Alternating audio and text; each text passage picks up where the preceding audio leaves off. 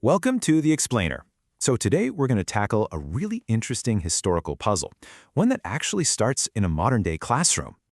Okay, just think about this for a second. You walk into a Catholic seminary, and the professor's talking about literary forms, source criticism, the historical context of the Bible.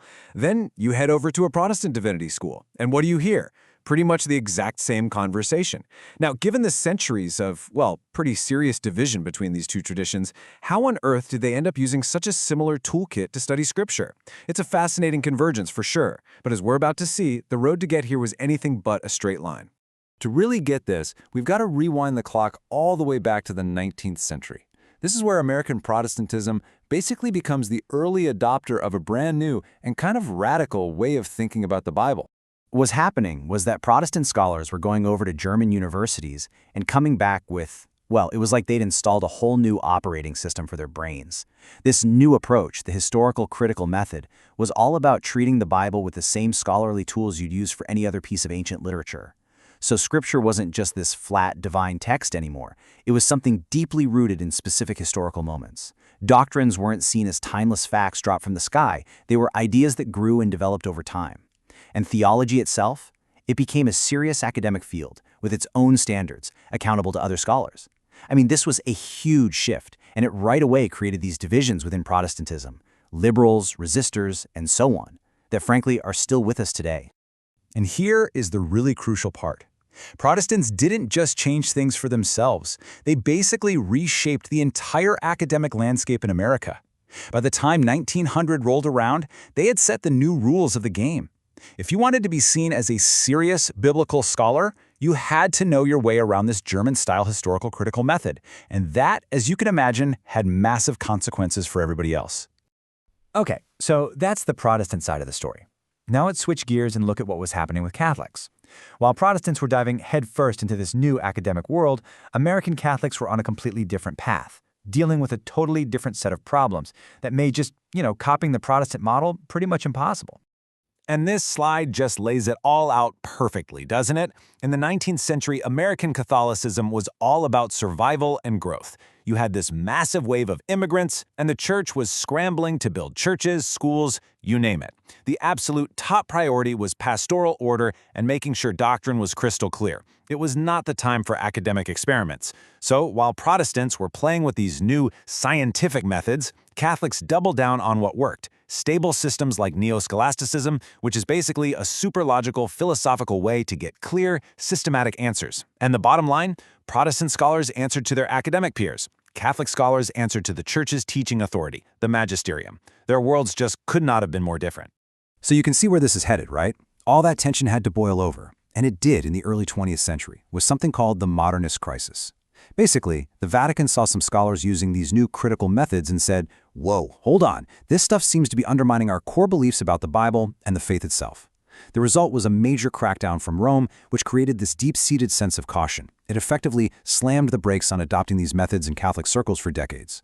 And this timeline, man, it just puts that gap into such sharp focus. You can literally see the two different tracks.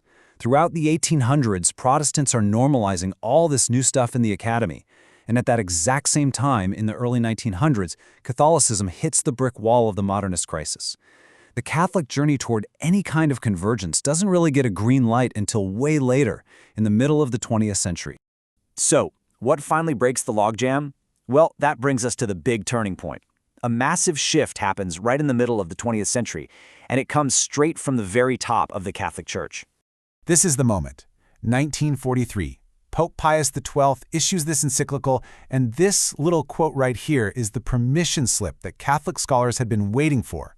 What the Pope did was actually brilliant. He made this careful distinction, saying, look, the tools of historical criticism, they're fine, they're useful, go ahead, use them. It's the anti-supernatural philosophy that sometimes comes attached to them that's the problem. With that official go-ahead, the door for modern Catholic biblical scholarship finally started to swing open. And they didn't just get this permission and then sit on their hands. No way. American Catholics got to work building a whole new ecosystem to make it happen. They created a professional guild, the Catholic Biblical Association, to make sure the work was top-notch. They launched a huge project for the whole church, a brand new Bible translation from the original languages. And then finally, at the Second Vatican Council, they locked the whole approach into a core teaching document. And all of that work, all of that building leads us right here to this one very important year, 1970. This is the year that the flagship project of this whole new era, the New American Bible, finally gets published. Now, why is this one Bible translation so important? Well, it's all about the public message it sent. When a Bible translation that was sponsored by the U.S. bishops themselves was made using all of these modern critical tools, it was a huge signal to everyone. It basically made this kind of scholarship Catholic normal. Suddenly, this wasn't some suspicious foreign idea anymore. It was an integrated part of American Catholic life that you could see and read in your own parish. So, this brings us right back to where we started, back in that classroom. We've seen how the methods ended up converging. But here's the twist. The story isn't just about them becoming the same. It's about a convergence that holds on to a really critical difference. And this table just nails the whole thing. Let's break it down. On the left, you've got what they now share. The same critical tools, the same demand for academic rigor you'd find anywhere else. But then look at the right side. That's where you see the distinct Catholic goal. The tools? They have to serve the church. The scholarship? It's still connected to the authority of the bishops. And, maybe most importantly, the final purpose isn't just research for its own sake. The goal is to produce an interpretation that feeds the church's actual life, its preaching, its teaching, and its worship.